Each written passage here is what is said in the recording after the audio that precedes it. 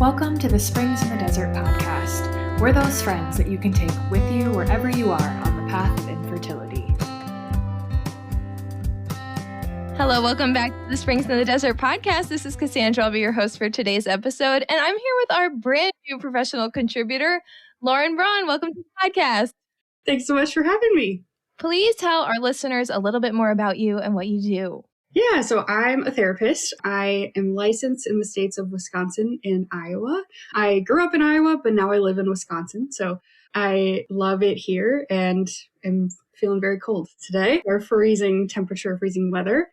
But I've been a therapist for a couple of years, and my background, I have some experience working with kids and doing therapy in schools. I did that for a couple of years. And then this past summer, I decided to move on from that towards starting my own private practice, where I wanted to work a little bit more with adults.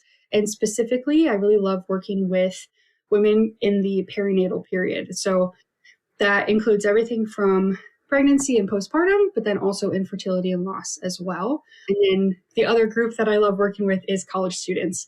I also have a background before becoming a therapist of being a campus minister. So there's a part of my heart that loves that group too. But yeah, I have been loving having my own private practice since the summer. And what brought me to wanting to work with this group, the perinatal group, is my own experiences of infertility and loss. A year ago, I had an ectopic pregnancy. And so, yeah, went through that process, had some surgeries, and it was a really tough time. And then about 9 months after my fallopian tube surgery, I found out from a new doctor that it had actually been twins, a heterotopic pregnancy. So the second baby had been miscarried, which does make sense with the experience that I had. Yeah, so it's been a wild year. Oh my goodness. Yeah, I'm so sorry. Oh my goodness. It's been a lot. And I owe a lot of my healing to God, of course, but also to my own therapist, who is trained in this field. And so in my work with her and my experiences and prayerfully discerning, where do I want to go? That kind of brought me here to where I understand so deeply some of these experiences, but then I'm also so passionate about helping women, especially, to feel less alone and to know that it is a really heavy cross and we can still look for joy in life, even if it's not related to pregnancy and fertility. No, absolutely. Yeah, just so much of what you're saying is so important. And we're going to get a little bit later, a little bit more about therapy and what that can mean for people. But yeah, just thank you so much for sharing about that. And so we wanted to talk to you too a little bit more about, so in your practice, over Advent, you hosted a workshop for grief and infertility while navigating the journey to Bethlehem. And we just love that because over Advent, we were talking a lot about being in a season of waiting as a church, but also infertility. And there can be some complex connections that we can make during that season. Some people really struggle during Advent. Yes. Some people don't. That's all okay. But we really trying to dive into that. And we're on the cusp of Lent now, but many of us, of course, are still in that season of waiting of infertility.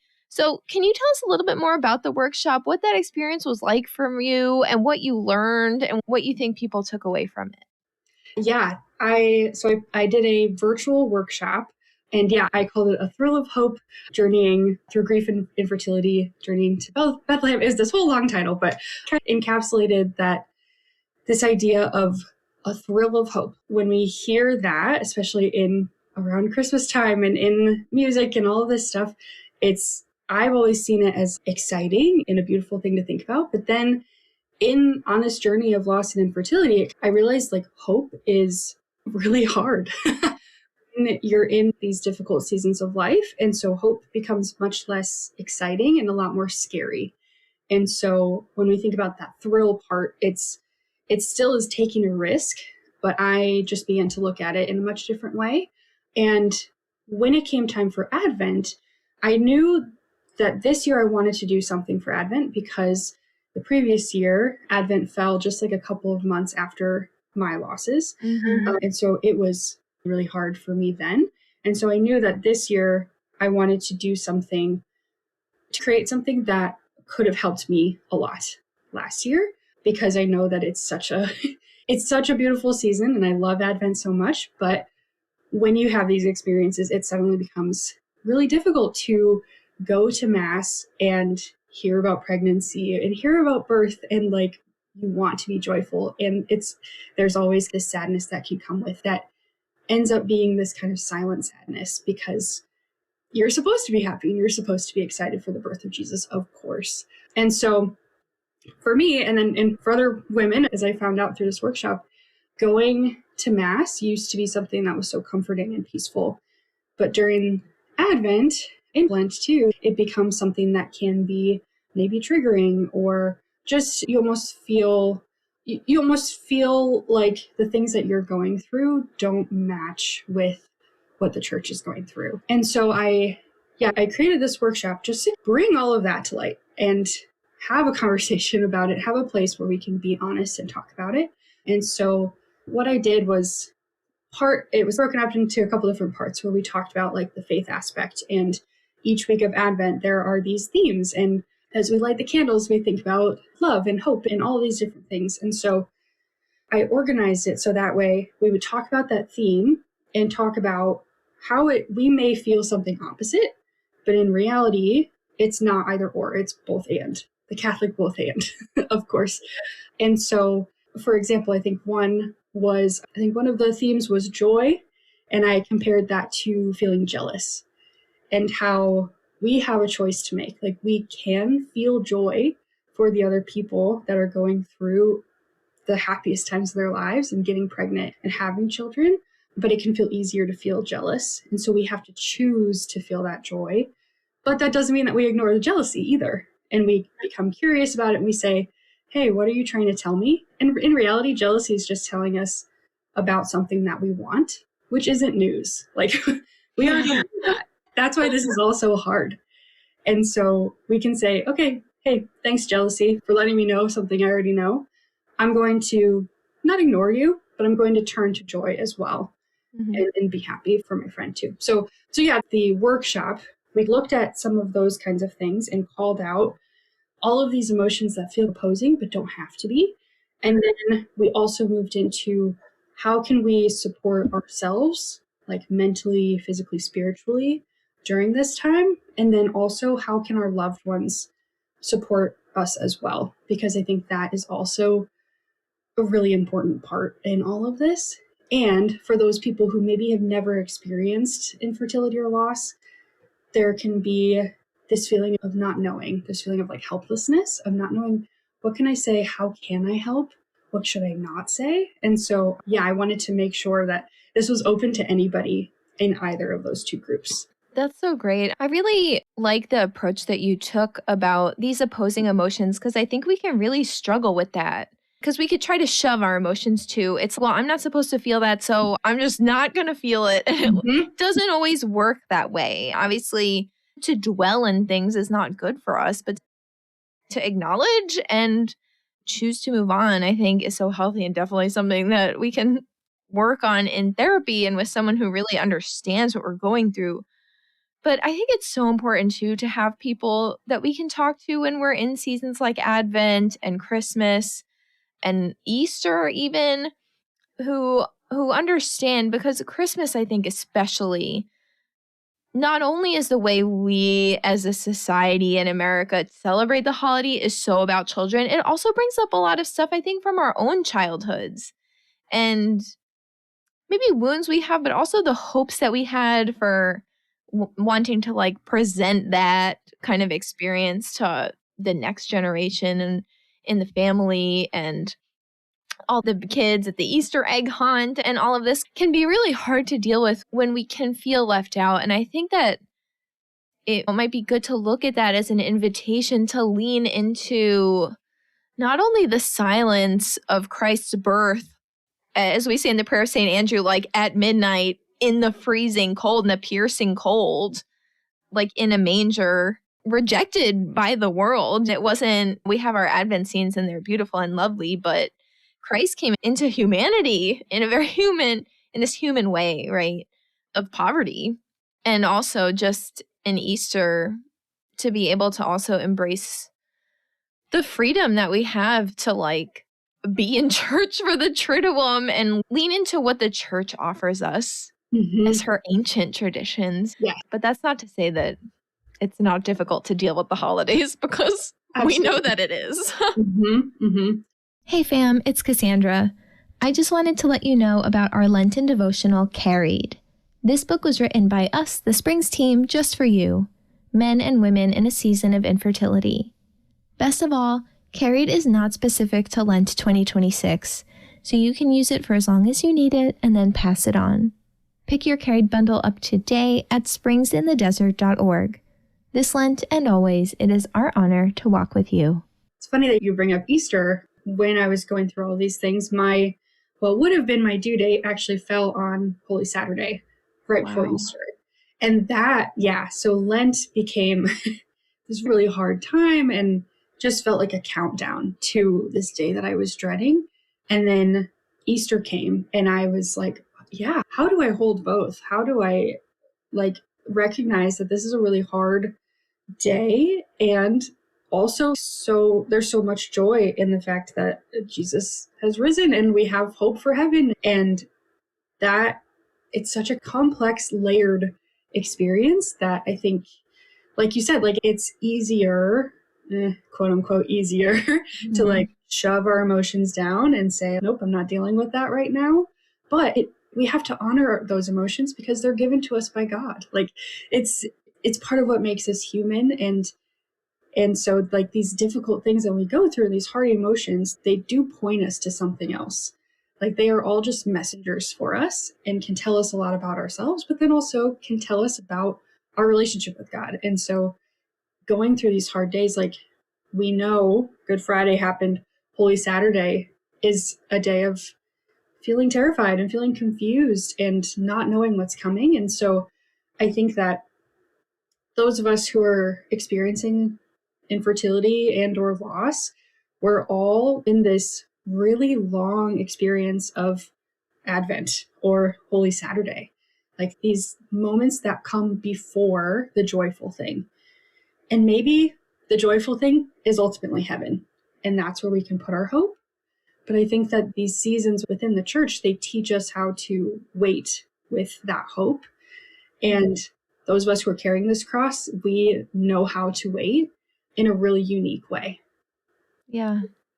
I just love that. Yeah, I'm just thinking of St. Paul saying that we were buried with Christ in baptism. And it's just praise God for our faith, because it makes perfect sense. Even when we feel like it doesn't make sense or we're not understanding, it makes perfect sense. And it's all there in his passion, death, and resurrection. And I just praise God for that. Yes. But speaking of dealing with our emotions, so as being in Wisconsin, we are in the midst of winter. Yes. And so I wanted to talk to you a little bit about the winter blues, which is something I feel like a lot of us go through. I remember last winter, we had a lot of snow in New Hampshire last winter. And I just remember, I feel like it was March or something, one day coming down and looking out the window and seeing that it had snowed again. And I didn't know that it was going to snow. And I was just like, But so it's winter. When people are already feeling low because of infertility, maybe they're going through medical stuff, maybe they're doing the diets, and it's just a lot. And you add on the seasonal weather and the darkness, and now the fasting and the sacrifices that we're all going to get into during Lent. Do you have any advice for people to keep their spirits up in a season where we just feel like we're dragging? Yes. This is such a hard time of year, especially if you are living in a place with snow and less sunlight. And it is, I don't even know. Yesterday was in the negatives yesterday here, and just so cold that you don't want to leave your house. And so, yeah, it's such a hard time of year anyways. And then, you pile on everything that comes with fertility challenges, and it can feel so exhausting, and it just drags forever. And so, some pieces of advice or some ideas of how do we get through this time? How do we survive this?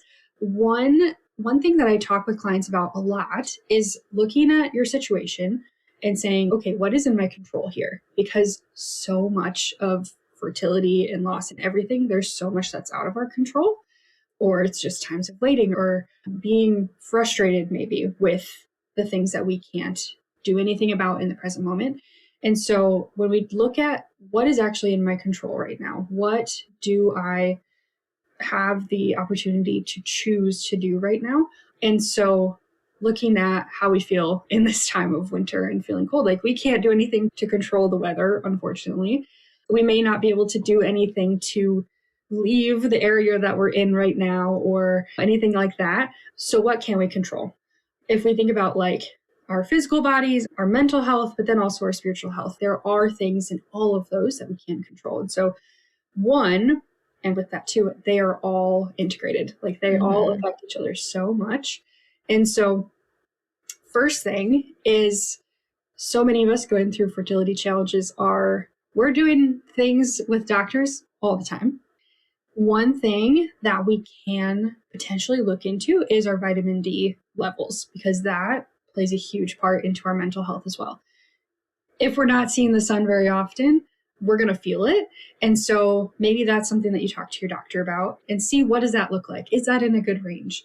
And regardless of whether it is or it isn't, getting sunlight whenever we can is huge. So even if it's like braving the cold, bundling up, getting out in the sun for 2 minutes, it's going to feel miserable, but it can really do a lot just to feel that sun on your face and get it into your eyeballs. And you can look into like circadian rhythm stuff and all of that. It all plays a huge part.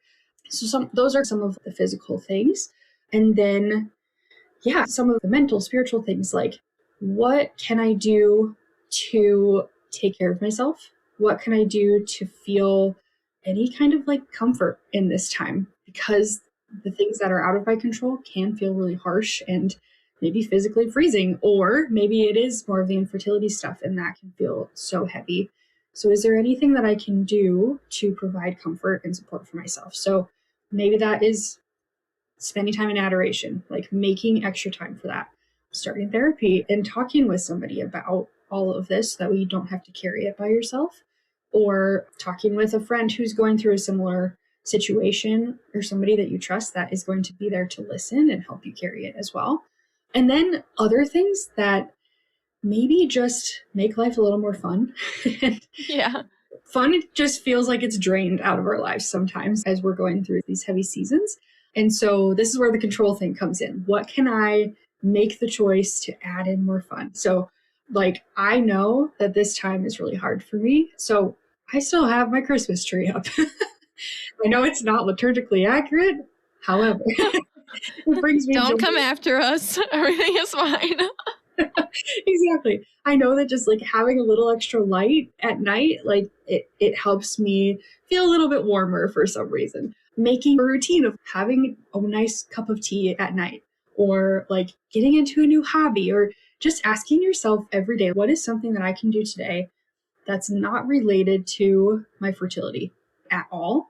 What is something separate that I can do that I enjoy and that is fun? And maybe it's starting a new hobby, or trying a new food or something like that is going to bring me a sense of joy and take my mind off of all the other stuff for a bit. I love that. I love so much of what you're saying. And it's just reminding me too of, we've spoken here on the podcast and in our blog about the domestic church, right? And this is a very homebound season for a lot of us. And so just being able to lean in a little bit more into that home life and making our homes like, I'm speaking also to myself here, just so everyone's clear, but just trying to, if we can put in a little bit more effort to make our homes like a lovely place where we want to be, and like in the food that we eat and all of that. But I also think that routine is so key. And I know for me, I just feel like my life is so off the rails when I'm off my routine, and there are limits to that. But just getting into a rhythm that works for you. And I think a lot of that is going to be getting work into its proper place. And I'm a little overscheduled right now, but if I could get work into its proper place and my schoolwork into its proper place, and making sure that there's time for exercise that I enjoy and that is not like a total chore and a drag, that is also good for us mentally and just like physically, obviously. But just those little things that we can look forward to every day, I think is so key. When there, especially in infertility, I think there are moments in life that we dread. Mm-hmm. And it could be like those doctor's appointments. It could be the monthly cycle. Yes. I mean, there's a lot of things that maybe we're not looking forward to. But I remember when I was doing the Monk Manual, I don't know if you've heard of this amazing planner. I will link it in the show notes. One of the things that they have is something I'm looking forward to. And I think it's really important to, realize that there are things that we look forward to. Yes. Even if it's for me, it's just like being able to read a little bit at the end of the day at bedtime, reading a good book. I think good books are so key. We've talked about that also on the podcast. Yeah. And hobbies, like you're saying. I highly recommend knitting to anyone out there who is listening and has an aptitude for it. So good. It feels so good to make something with your hands that is beautiful and you then use. Yes, absolutely. Yeah. I'm a crocheter myself. Yeah. Oh, crochet. Okay. Fun. So another controversial statement. I've tried crochet and I think crochet is more fun than knitting. Yeah? I think it's more fun. But I think maybe knitting is more like relaxing and I still love to knit. And the two techniques are better for different things, but so good. Knitting or crochet, so good. So fun. You do need patience though, which is also good for us. Yes, exactly. Yeah. Yeah. And I think doing something to like keep your hands and mind busy. And again, just take your mind off of the hard stuff, but then still feel like a sense of accomplishment after you're done. To look at something and wow, I did this. Okay, this is great. Like just boosting that self-esteem or boosting that dopamine and feeling excited about something. Yeah. Yeah. I think crochet is so great for that too, because I think you get that sense of accomplishment more often. Because if you're doing granny squares, I made 2 granny squares today. I'm doing great. Yes, exactly. That's good for us. And then one day you'll have a blanket. Yes. Or a fun sweater. Yeah. Who knows? It's awesome. Yeah. Awesome. We'll have to talk about this more. But I also want to make sure before we run out of time that we talk to you about therapy. Yes. Because we are always on this podcast, like, get therapy if you need it. You don't need permission. If you feel like you do, this is your permission to go get therapy if you think that would be helpful for you. So what do you wish that people struggling with infertility and loss knew about therapy and how it can help? And what would you say to those who sometimes they're just like not feeling well mentally, emotionally, they're just not feeling well, but they're not sure if it's quote unquote bad enough for them to need therapy, or they're afraid that the cost is not worth the investment, or they're worried because they don't know of any good therapists around? What would you say to them? Yeah, I would say, first of all, just know that you don't have to be going through this alone. And a therapist is somebody who they're a non-biased listening ear to help support you through it. Like, these crosses can be so heavy, and maybe a therapist is that person who can come help you carry it. And of course, our friends and family can be that as well. But there is something different about seeing a therapist and talking about all of this. Yeah, we can feel like so isolated already a lot of times dealing with these things. And it can become really easy to compare our stories to other people and maybe think, oh, well, what they're going through is harder than I am or whatever. And ultimately, it doesn't have to be that way. It's all hard. It doesn't matter what stage you're at. It's hard. And if we believe that we don't need support just because somebody else needs more support than us, it doesn't work that way. It doesn't like balance in any way. And I think sometimes it's helpful to think about these things in terms of, would you say this about your physical health? Oh, I just fell and broke my arm, but like my friend is going through like a heart failure, and so therefore I don't need help. Well, no, there's a doctor out there to help you, because you don't have to try to heal yourself and hope that your like bones just go back to normal. Like, we would never say that about our physical health. And so when it comes to our mental health, I think that kind of taking away that stigma or that thought of, well, I don't need it, or it's not bad enough. Therapy isn't for like one subset of people or one diagnosis. It's for anybody who needs that extra support. And there are so many therapists who offer like a short consultation before you actually have to like pay for anything. And so even like just talking with somebody and saying, hey, this is what I'm going through. Do I need this? Is this actually helpful? And they'll be honest with you. Yeah, sure. We could do even 4 sessions and see how you feel. When you sign up for therapy, you are not signing up for life. It can be as short or as long as you need it to be. And for those who are maybe unsure where to look to find a good therapist or find somebody that they trust, There are so many amazing directories out there. And this can be state specific because each therapist has to be licensed in the state that the client lives in.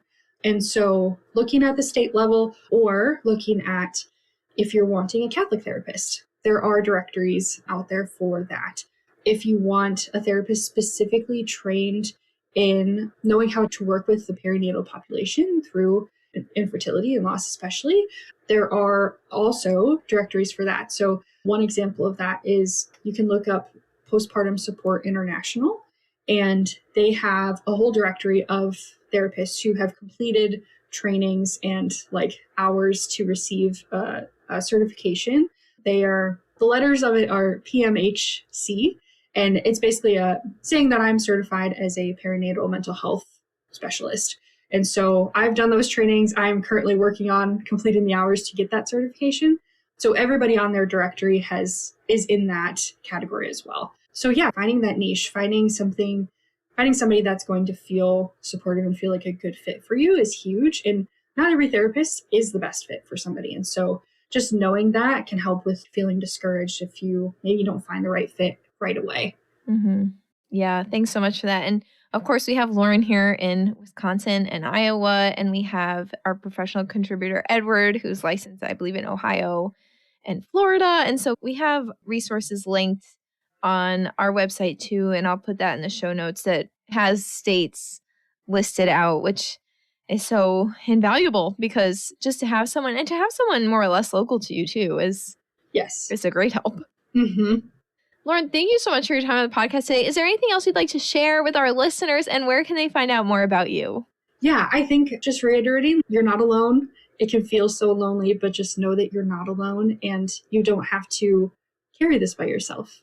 There is support out there and people who want to support you. And yeah, if I can be of any support, if you're in Iowa or Wisconsin, or if you just want to, see what I'm doing and what I have going on, I do hope to do more workshops in the future. And those are open to anybody in any state because it's not considered therapy. So my website is marigoldandiris.therapy.com. My private practice is called Marigold and Iris Mental Health and Wellness, named after my two babies in heaven. Marigold and Micah Iris are their names. And yeah, I'm on Instagram, Facebook. I have a podcast as well. It's very new still, but it's called The Wilt and the Whimsy. Where we talk about like the wilty moments, the hard moments, and the whimsical, fun moments of life and how we can experience all of those things at the same time.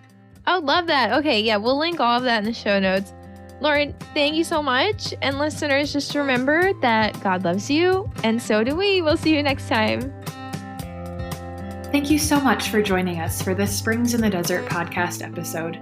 We would be so grateful if you took a minute to rate and review us so that we can reach more listeners.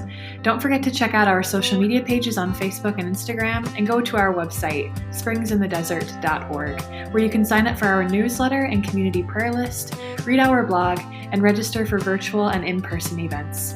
Most importantly, remember that God loves you so much, and so do we.